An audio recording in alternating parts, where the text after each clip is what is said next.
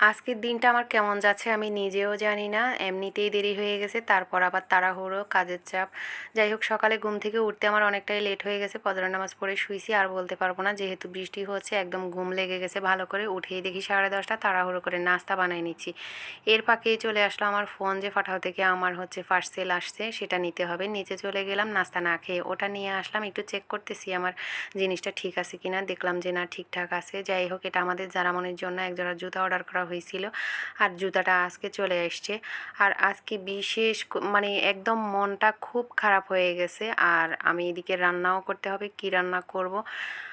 তো চারদিকে বৃষ্টি আর আসলেই বৃষ্টি শুরু হইলে মনের ভিতরটা কেমন জানি না কেমন একটা লাগে। যাই হোক রান্না বান্নার প্রস্তুতি নিচ্ছি আর এইদিকে আবার রান্না করতে এসে আজকে আমার বাবার কথা ভীষণ মনে পড়তেছিল। আজকে আমি রান্না করব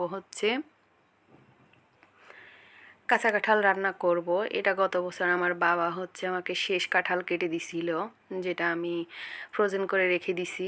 আজকে মানে এই বছর প্রথম খাচ্ছি। তো এই কাঁঠালটা আমি এই বছর আজকে প্রথম রান্না করতেছি আর অনেক মনে পড়তেছে। যাই হোক রান্নাটা শেষ করে নিচ্ছি। আমি কিন্তু কাঁচা কাঁঠালটা মুরগি দিয়ে রান্না করতেছি আর বাহিরে কিন্তু প্রচুর প্রচুর বৃষ্টি হচ্ছে। মানে বৃষ্টি এই যে আমার জানালা দিয়ে দেখা যাচ্ছে কীরকম ঝুম বৃষ্টি হচ্ছে। আর ওই যে আমার ফাঁসি টিন শেড ঘরগুলা দেখা যাচ্ছে। আজকে যদি সারাদিন টানা এরকম বৃষ্টি থাকে তাহলে কিন্তু ওদের বাসায় একদম বৃষ্টি ঢুকে যাবে। মানে ওদের আবার ছোট ছোট বাবু আছে, সেগুলো আমি একটু দেখতেছিলাম জানালা দিয়ে দাঁড়ায় দাঁড়ায়। এরপরে রান্না শেষ করে একদম টায়ার্ড হয়ে গেছি। আর এত বৃষ্টি তারপরেও মনে হচ্ছে গরম একদমই কমতেছে না। আম্মাজান কিন্তু শরবত বানাইছে, একটু শরবত খেয়ে নিলাম বারান্দায় দাঁড়াই। এরপরে দুপুরে সব কাজ শেষ করে রান্না বান্না শেষ, খাওয়া দাওয়া সব শেষ। এরপরে বোনের জন্য একটু, যেহেতু কাঁচা কাঁঠাল রান্না করছি এই বছর প্রথম, তো বোনের জন্য একটু পাঠাবো সেজন্য বক্স করে নিচ্ছি।